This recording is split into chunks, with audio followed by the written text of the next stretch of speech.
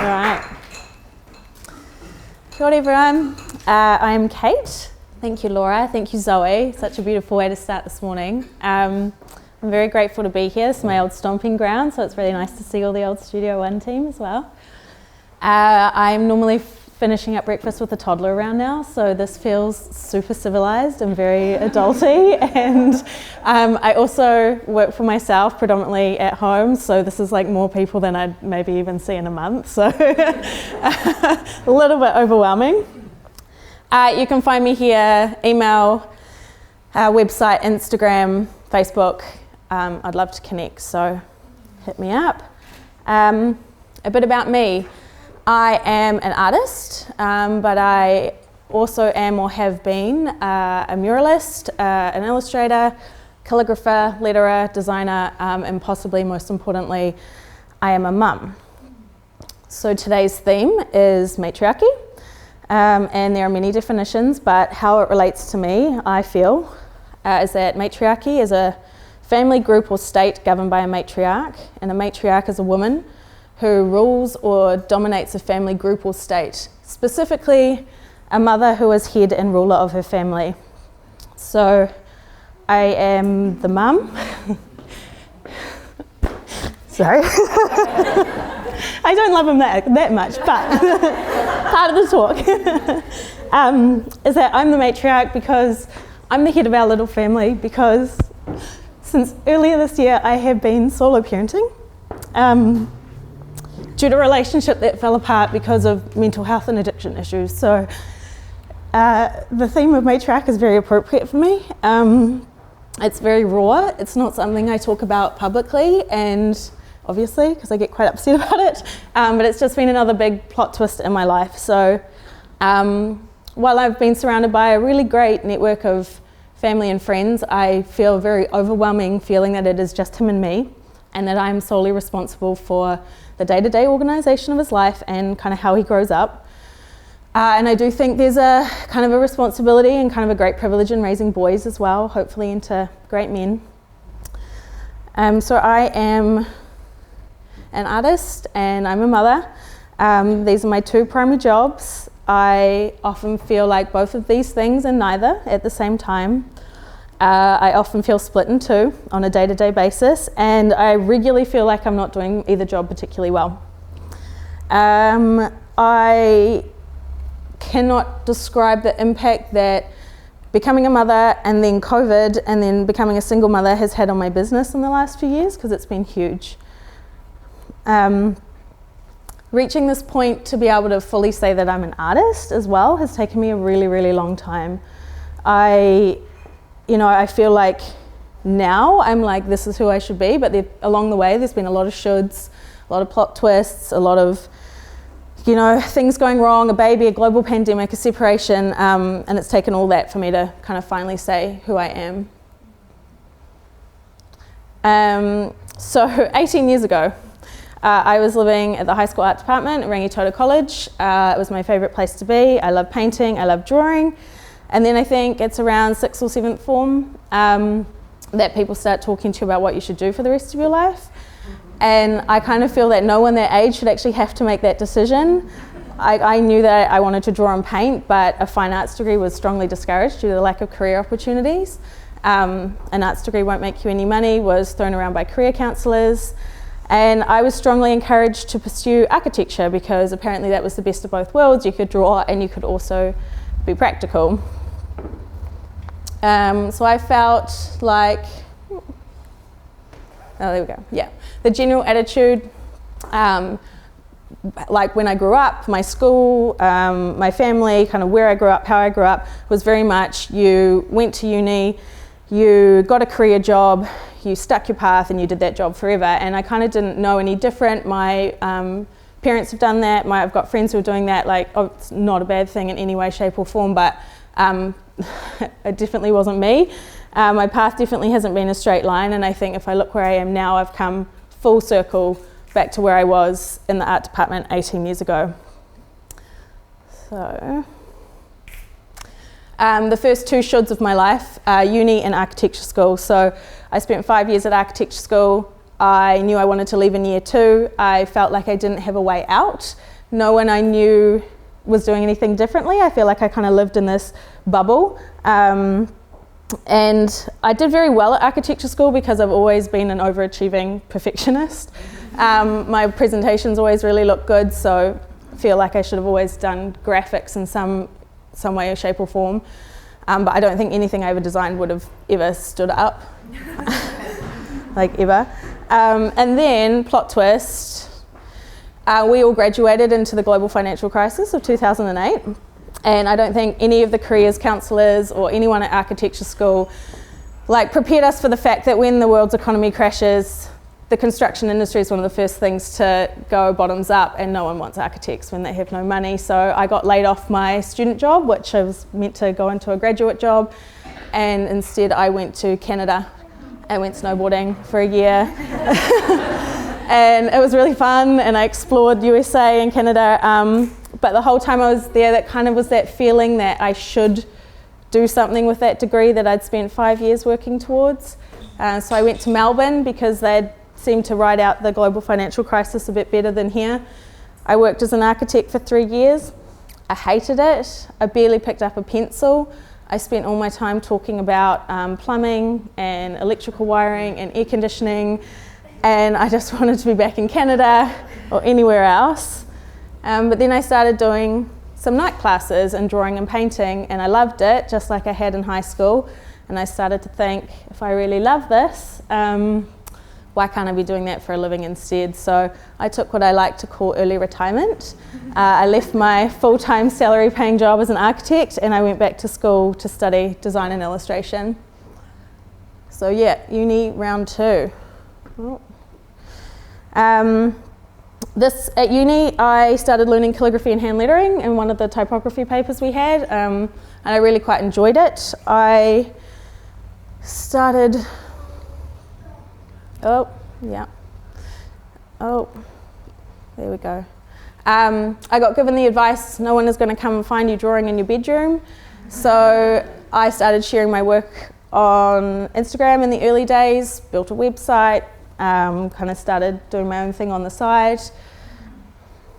I then worked as a corporate graphic designer for a while. I took on freelance jobs, and I quite enjoyed the career that I was doing. And then I went on a dream trip to Italy, which I wanted to go and do since high school. And while I was there, I did a week-long abstract calligraphy course in Arezzo in Tuscany, and it was amazing. I ate pastries and did calligraphy in this studio that had these beautiful frescoes on the ceiling. And we were doing really modern calligraphy, and it kind of sparked something in me. I really loved it. I really loved using the inks, and we made all these experimental tools, and I really just loved using my hands. And so after a week of working in this studio, I was like, my whole perspective on what working life could be like had changed, and I was like, I cannot go back to working in an office 9 to 5 in front of a computer doing corporate stuff.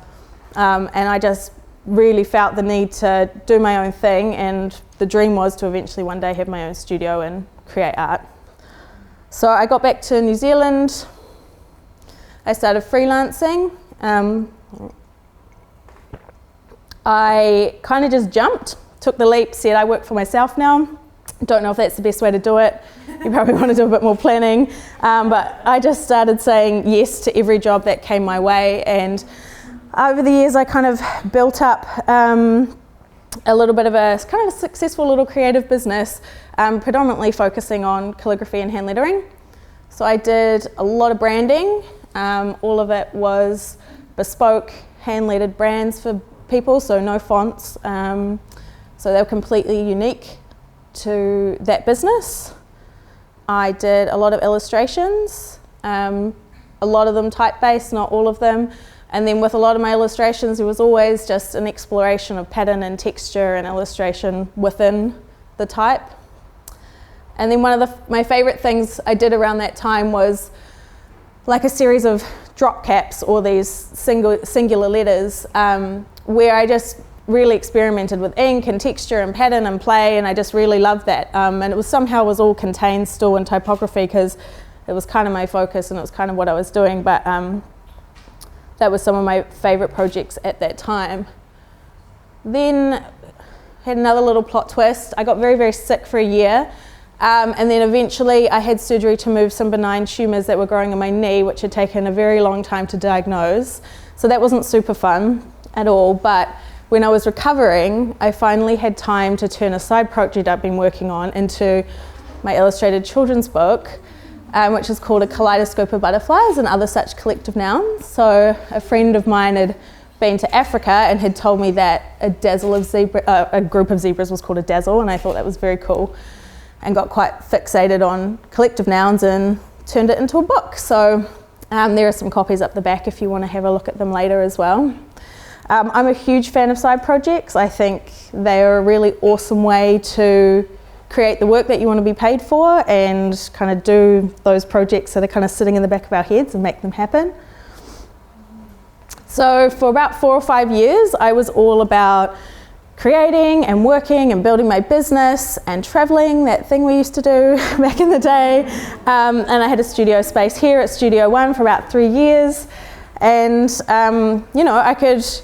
I could work whenever I wanted. I could work for hours on end, completely focused and uninterrupted until December 2018, when this guy arrived.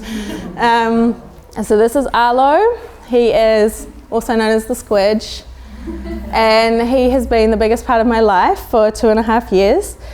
He's my tiny studio assistant. He very much has a presence in my studio. I've tried to make it as safe a space as you can for a little person to hang out with me. It's not the most relaxing when he's in there, I have to say. We went through a phase where there were no boundaries, but he's really starting to understand, and he has his own kind of little things to work on. And so becoming a mother really made me question who I was as a person. It made me question who I was as an artist, as a designer, as a brand. I began questioning everything about the work that I was doing and who I wanted to work for. And I kind of felt if I was going to spend time away from my kid, that I just really wanted to, one, be enjoying the work that I was doing and enjoy the people that I was working for or with. And I eased back into work after maternity leave, kind of very unsure that some of the corporate work that I'd been doing before was what I wanted to keep doing. But then I think coming out of maternity leave and going into a global pandemic was this terrible timing, and in some ways I kind of have to thank COVID for making a decision for me, because we'll just throw in a couple of other plot twists. COVID, and then recently being separated. So, oh, whoops, go back, hold on, go back. Yeah, so I kind of look at that and I'm like, man, that's a bit exhausting. All that just to come back to the same point I was at 18 years ago. I lost a couple of massive contracts when we went into the first lockdown last year. And then after that, it was kind of like crickets. And I'd come off maternity leave, so I already hadn't been doing that much work. I don't know whether the marketing teams tightened up their budgets, but no one wanted custom lettering like they had before. And it was just like, oh my God, what am I going to do? So I just started painting, and all the time that probably would have been dedicated to client work. And it kind of just started pouring out of me. Last year was super, super challenging, but whenever I was painting, it was everything was really calm, and I ended up releasing everything that I'd made. It was this kind of random mix of all these bits and bobs. There was still typographic and calligraphy elements in it, and I released it as a collection in October last year. And I've just found, for me, that painting is truly my happy place. It's where I am calm. It's where, it brings me an immense amount of joy, and it's been like that since high school, but it's taken me 18 years to fully kind of embrace that and not fight it, and not, just allow myself to paint. And then this year, I started painting, I just kept painting, but this year it's helped me enormously through some of the hardest months of my life. It has helped me process the loss of the family life that I thought I was going to have, my place in that family. My role as a mother kind of has changed in a sense.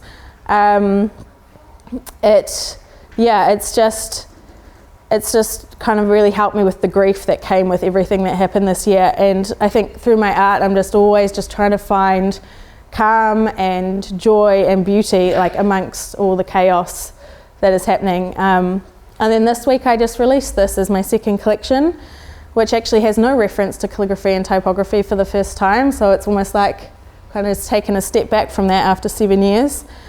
But it still has a lot of the colour and pattern and texture and mark making that I've always really been interested in. And I think kind of no matter what the outcome of this collection is, it's like really successful for me because it's been like the one thing I've had control over this year, and it's pulled me out of a grief spiral, and it's provided me with calm and clarity and focus and just a bit of joy, which has then really helped me mother during this time, like just being able to be grounded to that. Because I think like being creative like is me, like it's in my blood, and it's like what I need to be doing, and becoming a mother made me more sure of that than ever. But then at the same time, becoming a mother has also had a huge impact on my ability to be creative, because one of the biggest questions I ask myself daily is, how are you meant to keep producing creative work and be creative while parenting children, especially small children, because they're so demanding of your time and energy. And switching from mum mode to creative mode is like, I think the hardest thing in my day. It's like, I feel like my brain feels like it has a million tabs open in 2 different browsers, one for creative life and one for parenting life. And it's like, yeah, nothing is ever, it just feels like they're not meant to happen at the same time in a way. Like they just, everything feels a bit disjointed, like they don't go together. And yeah, like I said, I often feel like I don't feel like I'm doing either particularly well, which then affects my confidence, which then affects my creative output. And then there's the idea of flow state. So flow is a state of mind in which a person comes fully immersed in activity, and it's so important for creativity. And I used to get in a flow state all the time, like when you're on a roll and you're just like pumping out work. This never happens to me anymore. I'm never in a space, I think, because that constant switching from mum mode to creative mode is like, yeah, I just never really, or I'll almost be on a roll and then it'll be daycare, time to do daycare pickup and, start all again tomorrow. And I think as well in the beginning, some of that unseen manual labor of motherhood as well really set my creativity. Like I remember cleaning up some sort of mess, like food, vomit, poo, you name it, I've cleaned it, and just thinking at the beginning, like, this feels like such a waste of 2 degrees and 10 years of working. And it just takes so much out of you. And I think Jessica Heish, she's a lettering artist, she summed up creative parenting so well in a couple of tweets she did, where she said it's entirely possible to be a parent and have a solid/great career, but it's very difficult to do ambitious work while parenting little kids, even with loads of childcare. The key as a parent is to make sure your creative pilot light never goes out. The system is running on energy save for a while, and there will be a time when you can crank it again, and it's easier to turn it up if it's not entirely extinguished. So, how have I kept that pilot light on? I have a lot of little notes to self that I remind myself of daily, so just starting, doing a little bit each day. I think one of the best things to happen since becoming a mum is how productive I can be in short spaces of time once I get started. So I just think that's an ability that mothers have, which makes them incredibly efficient and some of the most hardworking people I know. Trusting the process, so not focusing on the outcome and where I want to be, because it can be very disheartening when you don't feel like you're getting there fast enough, and just enjoying doing that bit of creativity daily or weekly, and seeing where it takes me. Embracing the ebbs and flows, because some days you have the space and the energy and the freedom to create, and then other days you're so stretched to capacity that you just don't have anything left in the tank for anything creative. And keep showing up. So not letting those days where you're exhausted and you haven't achieved anything derail you. So just keep showing up for myself, keep showing up for my creativity, and just kind of allowing myself to know that that's enough. And don't compare, because I do this all the time and I fall into this trap all the time. And comparison is the thief of joy. And I just have to check myself when I notice, I might see another artist and I'm just like super envious of where they are on their journey, and just remind myself that one, they have probably been at it for 10 years or more, and they're also not a single mother, so they're on their journey and I'm on my journey, and that's fine. So I have been, thank you. I've been reading Glennon Doyle's book Untamed recently, and this quote really resonated with me when she said, "I decided that the call of motherhood is to become a model, not a martyr." And I just think it's really important because we instill values in small people, like what we do they see and how we act they mimic. And I hope we can really just encourage kids to just follow their interests and explore new things, and not tell them things like, you know, don't do an arts degree because it's not going to make you any money, because I just don't think that's very positive or helpful. You know, because I'm a mother and I'm a matriarch now, and I think motherhood is a very integral and necessary part of who I am, but also being an artist and being creative is a very integral part of being who I am. And I think if I want to continue to happily show up as a mother and as a matriarch, then I always need to remember who I am at my core, which is an artist, and show up for myself as an artist. And I hope by doing that, then I can be a positive role model for Arlo, who I hope can just be whoever he wants to be, whoever that ends up being. And I think that if I keep doing that, that's how I'm going to keep finding the beauty in the chaos that is this crazy life. So thank you.